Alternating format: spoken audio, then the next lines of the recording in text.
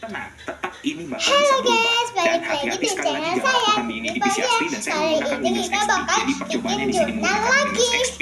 Seperti itu ya. Kita oke. Dan sekarang kita oke lagi dan kita bisa menunggu langsung feelingnya. Nah, ini feelingnya akan tergantung dari apakah teman-teman menggunakan hard disk atau teman-teman menggunakan SSD atau teman-teman juga bisa tergantung juga sama si besar dari kapasitas storage ya. Seperti itu tuh, sampai out of memory.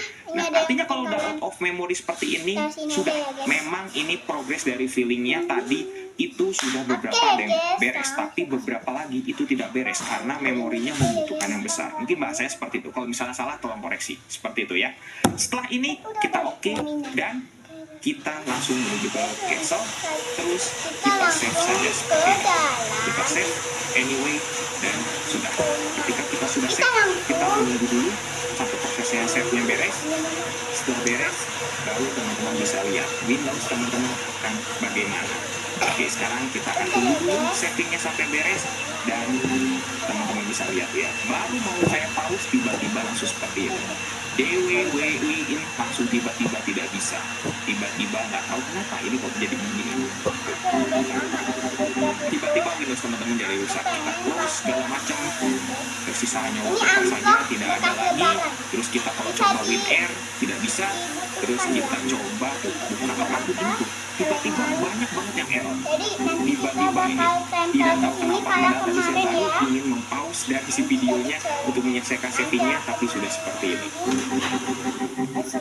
Teman-teman sudah lihat ya, tiba-tiba langsung seperti ini. Oke, saya coba Ctrl Shift Escape, tidak bisa jawabannya. Karena kenapa? Task manajernya juga sudah rusak. Karena si disknya itu sudah kita buat unreadable, tidak bisa diakses. Jadi ini hati-hati sekali ya. Tuh, kita oke terus. Tuh, udah hanya seperti ini saja tersisanya. Dan kalau teman-teman beruntung dalam beberapa kasus itu mungkin desktopnya masih bisa kebuka, tapi teman-teman ketika ingin buka Explorer atau buka apapun, buka segala macam, teman-teman akan langsung mendapati error, nggak bisa dibuka filenya dan segala macam. Udah seperti ini. Ini adalah satu aplikasi yang kalau misal teman-teman salah mengedit, hasilnya akan seperti ini. Jadi ini sangat berbahaya sekali. Teman-teman jangan coba ini di PC asli. Kecuali kalau teman-teman di virtual PC itu tidak ada masalah. Kita Ctrl Shift Escape nggak bisa dan lihat.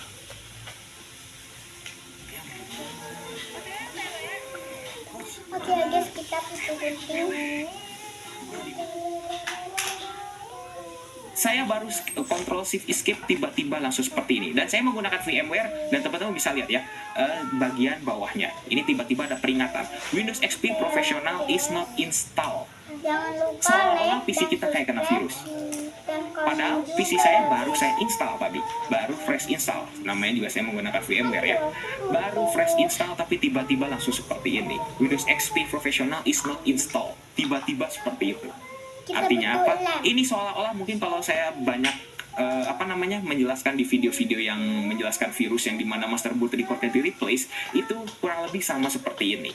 Master boot recordnya di replace, ya kurang lebih hampir sama kasusnya seperti ini, dan bisa dibilang bahkan mungkin sama gitu ya. Seperti itu. Tapi kalau misalnya teman-teman ada pendapat lain bisa tuliskan di kolom komentar, karena ini video memang untuk diskusi dan seperti inilah hasilnya. Oke, sekarang kita coba untuk restart lagi si Windows XP-nya. Dan apa yang akan terjadi? Masih sama.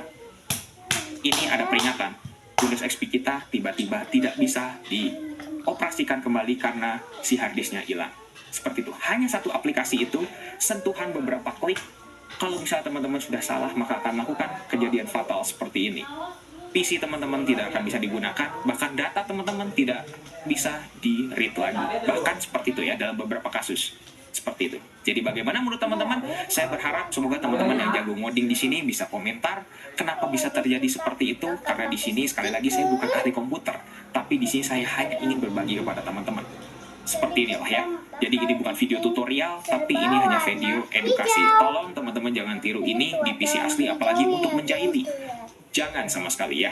Seperti itu. Oke, mungkin cukup sekian untuk video kali ini. Jangan lupa untuk subscribe dan juga share video ini jika bermanfaat. Bantu channel ini juga agar bisa berkembang. Oke guys, saya Nanda Pradika. See you next time.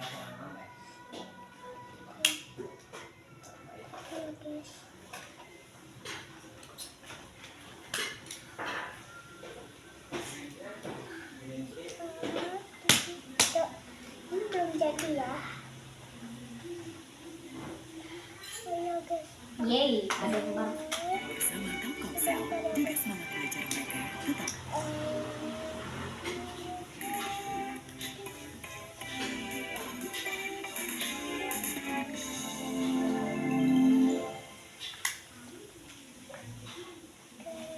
Selamat datang di Amazing Digital Circus. Maaf ya guys, itu suara TV aku, mohon maaf. Terlalu gede.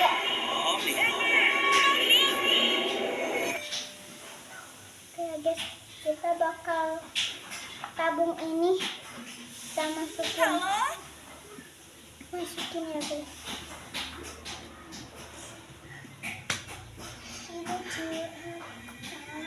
Sepertinya aku masih harus memikir kenapa Siapa aja, tolong dong. maaf ya guys, agak lama, jadi kita ituin dulu. Kayaknya teman baru kita udah terabstraksi deh. Tentang mereka yang terabstraksi. Oke guys, Jadwalnya ini rada dia terganggu karena sudah kedatanganmu jadi. dan hal lain yang terjadi kemarin.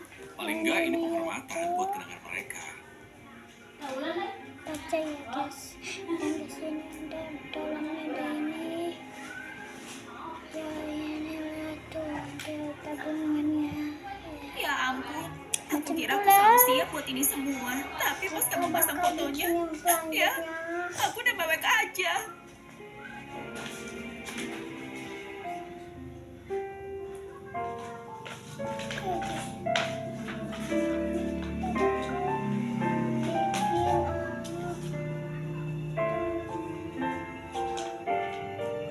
Siapa yang meninggal?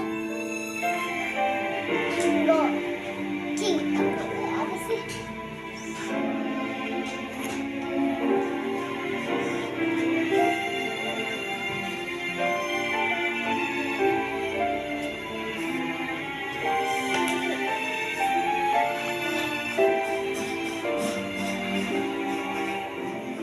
Apa ya namanya? Aku lupa. Silpo.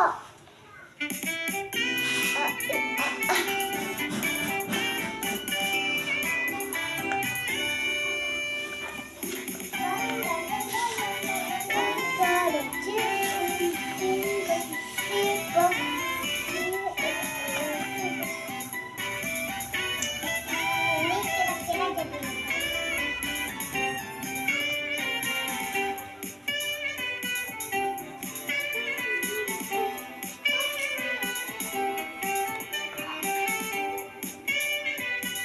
aku jadi nggak buka aja deh.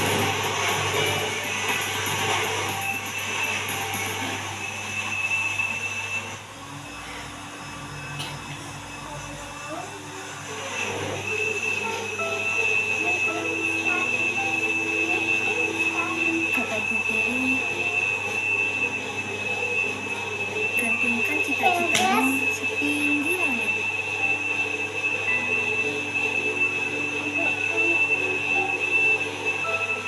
Kata Bu Guru, ketolongan itu penting.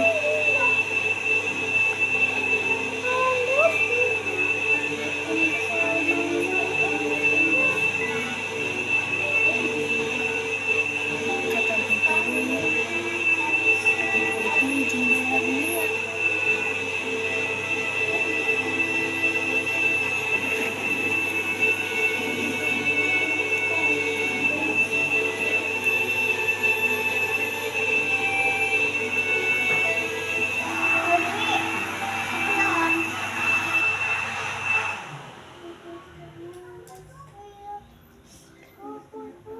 Selamat datang di dunia Kotaro tinggal sendirian, di mana anak sekecil itu berkelahi dengan wibu.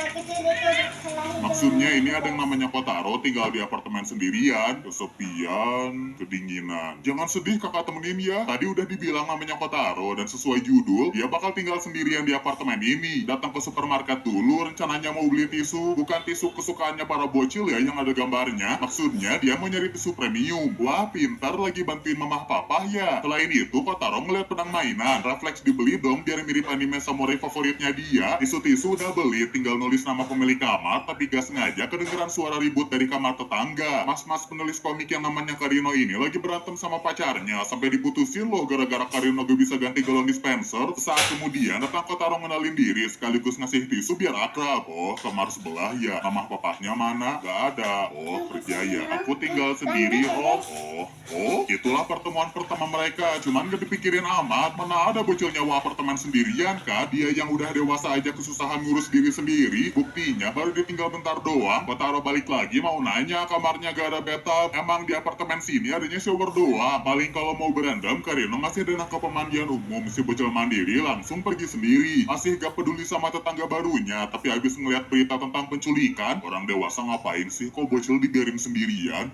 Bocil sendirian? Baru Karino nemenin Kotaro mandi, sekalian dibersihin, disampoin, dan udah lama si bocil mandiri gak ngerasain ini. Baliknya mereka ngobrol-ngobrol, entah ngobrolin Kotaro yang dibolehin tinggal sendiri asal bayar ke pemilik apartemen, atau mendadak nanya, mama papahnya kemana? Dulu ada tapi gak ada. Selalu nanya. Sejak itu Karino gak mau ngebiarin Kotaro ngerasa kesepian atau sendirian. Makanya besoknya pas si bocil mandiri pergi, tiba-tiba Karino ngikutin aja pergi ke supermarket dan gak sengaja ketemu Mizuki yang ternyata tetangganya mereka. Sempat dikira ayah anak, tapi kayaknya basa-basi doang ya kan? Adek belanja sama ayah ya. Adik kecil lucu bantuin papanya. Basa-basi doang kan? Mendadak Karino mikir yang aneh-aneh. Cuman sekali lagi Kotaro tegasin mereka gak ada hubungan apa-apa. Sekalian minta maaf gara-gara Kotaro dianggap anaknya Karino. Akhirnya tetangga-tetangga jadi ngerasa bersalah. Udah nganggep Kotaro tinggal sendirian itu dikira bohongan. Cuman sebelum ngurusin orang lain, mending Mizuki fokus sama kehidupannya. Seneng nih baru gajian, tapi tiba-tiba pacarnya ngechat minjem duit. Alhasil malah jadi stres sampai ketiduran di depan pintu. Buru-buru Kotaro pergi ke supermarket, tetap ditemenin mas-mas yang jarang olahraga ya. Sempat jatuh tuh, tapi dia gak mau nangis.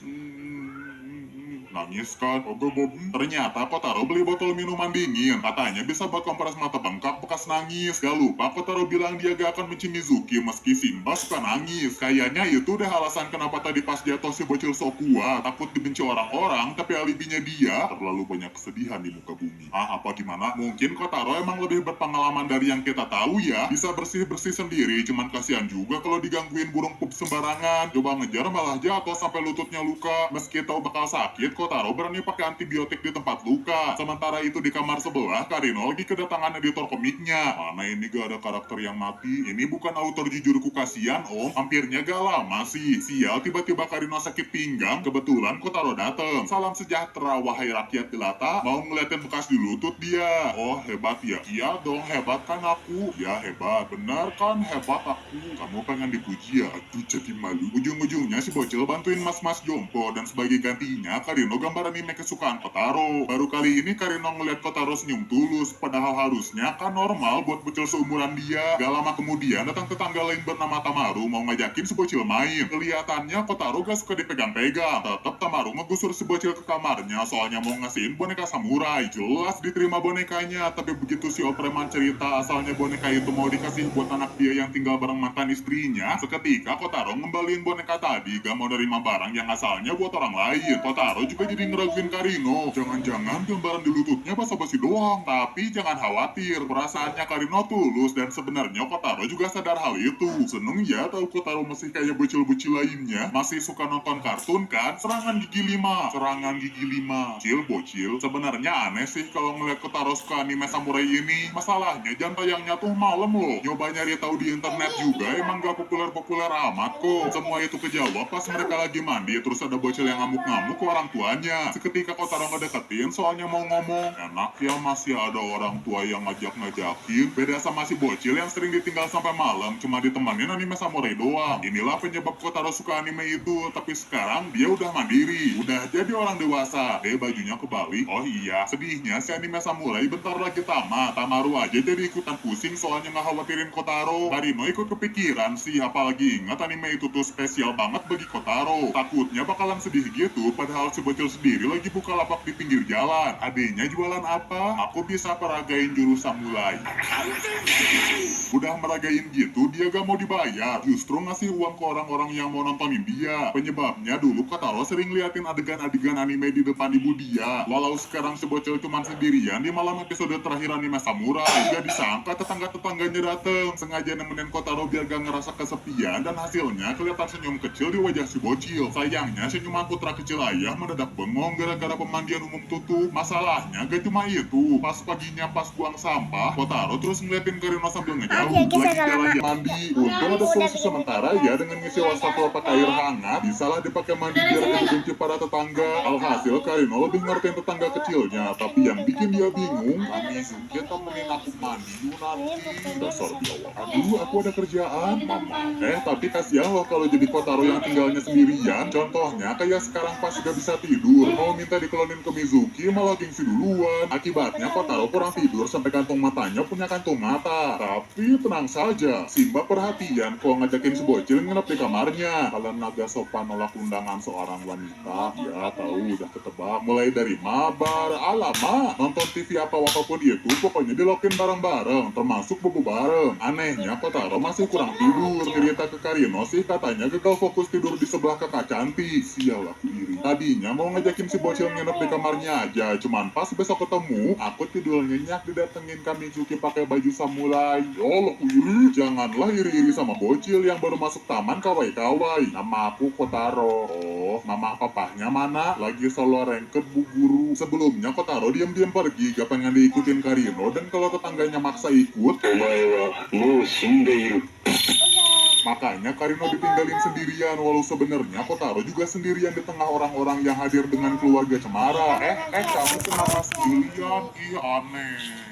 Dasar bocil, lu juga bocil. Ngakunya sih orang tua Kotaro adalah ninja, padahal di depan TK sebenarnya bukan orang tuanya, tapi orang-orang yang peduli sama Kotaro pada datang. Pada baru sadar ada penyambutan siswa baru abis ngeliat bocil lain, dan di saat itu juga mereka buru-buru hadir di sisinya Kotaro. Dia terkejut senang, ada loh orang-orang sebaik mereka yang mau peduli sama dia, dan inilah awal TK yang indah bagi Kotaro. Walau urusan bekal makanan itu urusan sendiri ya, kalau lihat teman-temannya pada bawa bekal yang lucu. Kotaro bekalnya kok biasa aja, lu masih nanya-nanya. Ini bekal keluarga ninja, pakai dijawab pula. BTW Kotaro izin foto bekal temannya buat referensi aja pas bikin bekal sendiri. Wah, bukan bekal ninja lagi. Tadinya Kotaro mikir udah oke lah bekal makanan dia, cuman ngedenger bocil lain bekalnya ganti-ganti, si bocil jadi punya ide minta bantuan orang-orang ngasih saran buat bekalnya dia. Kasih broto wali coba, mending pare kasih banyak request, dan hasilnya bentuk bekal kali ini agak gimana gitu. Tapi Kotaro justru senang karena bagi dia bekalnya istimewa. Senang banget ya kalau dibantuin orang-orang baik. Masih ada nih orang baik lainnya, yaitu Mas yang bagi-bagi balon. Bawa banyak balon kok gak terbang. Ade, ini bukan kartun ya. Kotaro juga boleh dapat balonnya, tapi jatahnya seorang satu. Alhasil Kotaro ganti-ganti skin cuma demi ngedapetin balon gratis. Udah mikir jelek-jelek tuh Masnya, tapi habis dari sana si bocil nyamperin Karino biar balonnya pada punya muka. Gak sengaja Mas balon tadi lihat Kotaro lagi main sambil bawa balon, yang ternyata balonnya ditulisin ayah, ibu, adik, kakak, yang terakhir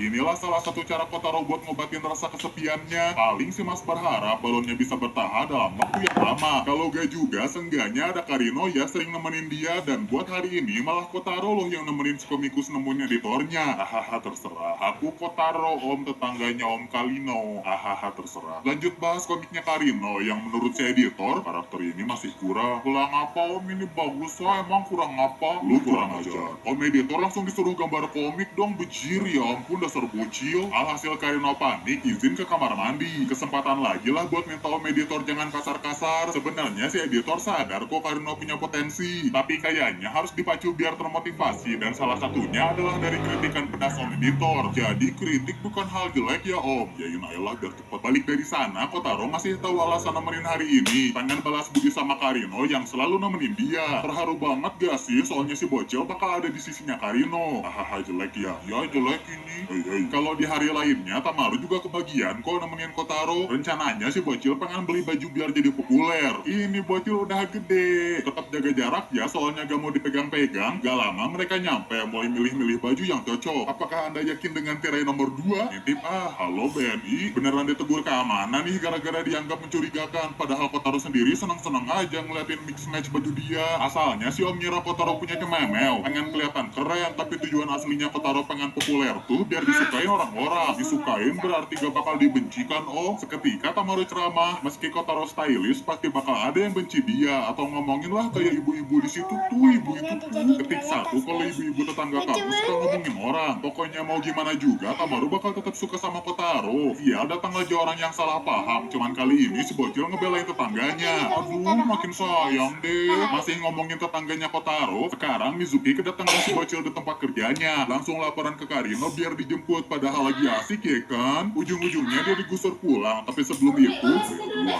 bingungnya pas besok datang lagi loh Kotaro. Sebenarnya si bocil sengaja datang supaya bisa bareng Mizuki, soalnya beberapa hari lalu Simba dapat telepon dari pemilik apartemen. Katanya masa kontraknya udah mau habis. Kotaro hidupnya susah. Aslinya mau diperpanjang, tapi mendadak Kotaro pergi, minta saran ke Karino gimana biar bisa bareng Mizuki. Dijawab aja datang ke tempat kerjanya. Akhirnya Simba ngerti apa maunya Kotaro, dan gak usah khawatir, dia gak bakal kemana-mana. Buktinya besok hari mereka pada piknik di taman, terus dibawain pada ngomong apa? Dia dulu tetap dimakan sih, namanya juga doyan. Mau difoto aja mumpung Kotaro lagi lucu, tapi hasilnya malah headbang.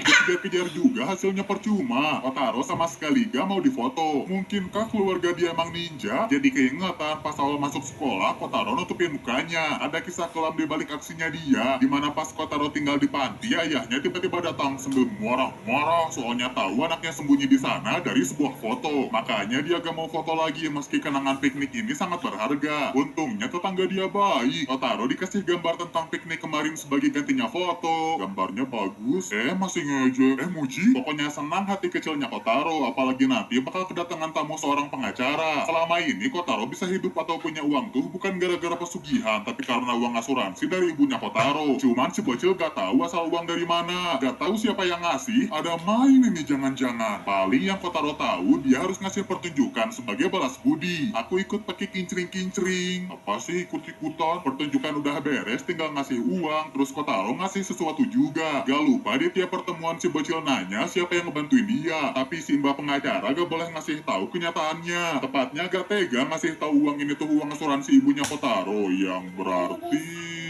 Kotaro masuk tim P. Yang bisa Simba bilang ada orang baik yang donasi buat Kotaro, termasuk orang-orang yang minta kisahnya si bocil diceritain. Mungkin sebenarnya si bocil juga punya feeling siapa yang ngebantu dia, soalnya barang yang dikasih tadi itu adalah jurnal keseharian si bocil, kayak tinggi berat badan atau kegiatan sehari-hari. Alhasil Simba pengacara gak boleh kalah semangat dibanding Kotaro yang tinggal sendirian. Orang dewasa wajar sih ya harus semangat, dituntut mandiri gitu, sedangkan bocil-bocil pada umumnya ya kayak temennya Kotaro yang manja lah. Mentang-mentang di rumahnya ada ART, segala keperluan teman Kotaro diurusin sama Simba. Misal minum blederan langsung manggil Simba buat ngelap. Susri ini sekalian beliin cilor. Karena itulah siangnya Kotaro ngajakin ke tempatnya mahasiswa semester 5, yaitu ke tempat mancing. Ih, aku gak bisa mancing anjing. Mancing anjing. Kalau dicoba ternyata bisa kan tuh sengaja mancing. Aduh, tolong dicapit. Minta tolong mulu dicapit. Lanjut ke bagian masak-masak. Kebetulan kemarin Kotaro udah nyiapin bahan serupa, kayak program TV ya. Terus kenapa? Marah-marah terus. Intinya sih Kotaro pengen ngajarin sebagai orang kecil mereka gak bisa selamanya bergantung ke orang dewasa. Takut sih kalau mama gak ada.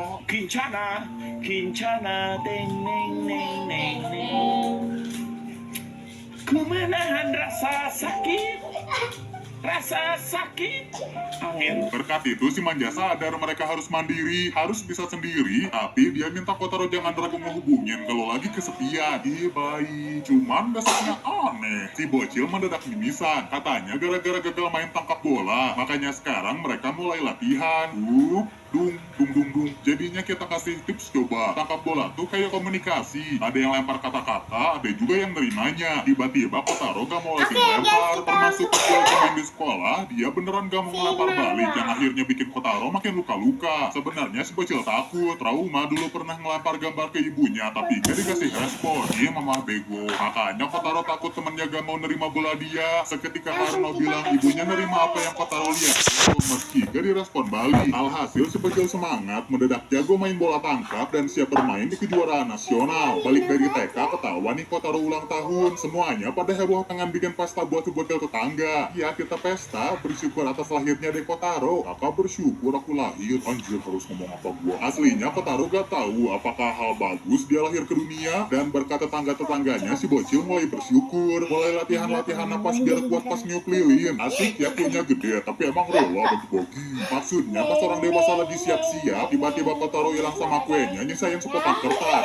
Betul, ternyata Kotaro jadi mamang racing, ngebawa kuenya ke lapangan buat dirayain bang memeng-memeng. Kotaro bersyukur para memeng lahir ke dunia, begitu juga sama mereka yang senang udah dirayain. Tamu kita ngaret ya. Pesta ulang tahun beres, besoknya Kotaro kedatangan teman ngajakin kabur dari rumah. Kesel aja gitu dimarahin ibunya tiap hari. Mau kabur kemana emang? Kabur ke Grand Line. Aizuko ni Orewanaru. Pertama-tama belanja dulu ya. Asik kan boleh jajan lebih dari 2.000, padahal dia gak punya duit. Kepaksa Kotaro yang nalangin. Enak ya kamu punya uang banyak, lanjut main di taman bermain, soalnya kata mamah gak boleh jauh-jauh, paling main aja sampai malam. Enak ya kamu gak ada jam malam, emangnya jadi aku enak? Ya tahu kamu enak, segalanya bebas, iri tahu, coba kalau kamu jadi aku. Kotaro cuma diem sambil ngajakin pulang ke apartemennya yang gelap gulita. Mama papa kamu mana? Orang tua aku ninja, gak ada yang nunggu aku pulang. Alhasil temennya Kotaro kabur, pulang sono udah ngata-ngatain. Kotaro sedih sama keadaannya, padahal dia gak sadar dari tadi dicariin Karino. Langsung minta maaf deh karena bikin khawatir. Untung Kotaro anak pinter, meski masih kecil dia tahu harus ngapain aja, termasuk waktu nerima uang dari mbak pengacara. Palingan gara-gara hari ini si mbak kelihatan maksain diri banget, si bocil punya ide rahasia. Mumpung ada Mas Kurir nitipin paket buat Karino, isi paketnya tuh Buyung Upik yang langsung disajiin buat mbak pengacara. Seketika dia unlock skin baru, makin dekat sama Kotaro, soalnya rasa Buyung Upiknya bikin si mbak sehat. Udah mbak kasihan. Di saat inilah Kotaro nanya, siapa orang baik yang selalu ngasih dia uang? Kamu pengen tahu ya? Beneran donasi dari orang baik kok. Maaf ya, bener dari orang baik. Akhirnya Kotaro ngehargain perasaan mbak pengacara. Cuma kasihan paketnya Karino dihabisin orang lain. Lebih kasihan lagi pas pertemuan orang tua. Karino dianggap gebecus ngejaga Kotaro.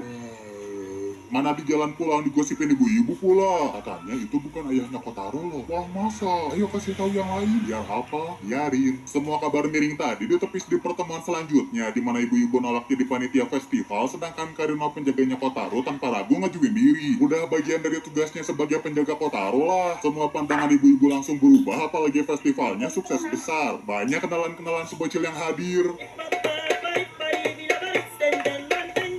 Ngebuat festivalnya berjalan lancar, dan ini semua demi ngeliat wajah bahagia Kotaro. Walau sebenarnya di dalam diri si bocil ada kegelapan besar yang selalu ditutupin Kotaro. Contohnya nih, pernah gak sih kalian kepikiran kenapa Kotaro hafal banget tentang tisu-tisuan? Pakainya juga bukan tisu lucu kesukaan bocil-bocil, tapi tisu biasa, tisu premium yang biasa dipakai orang-orang dewasa. Oke, guys, Penjaga aja agak sampai lama. inget tisu Kita favoritnya stopin Kotaro dulu. ya. Karena pengalaman Ya, terlalu oke, banyak, guys. Kotaro Sekarang bisa ngasih mungkin solusi biar si segitu tetangga baru dulu mau ngomong. Tolong videonya. juga ikut kita, Jangan lupa like dan subscribe di bawah. Lagian anak si kecil itu bisa hidup sendirian apa? Bisa.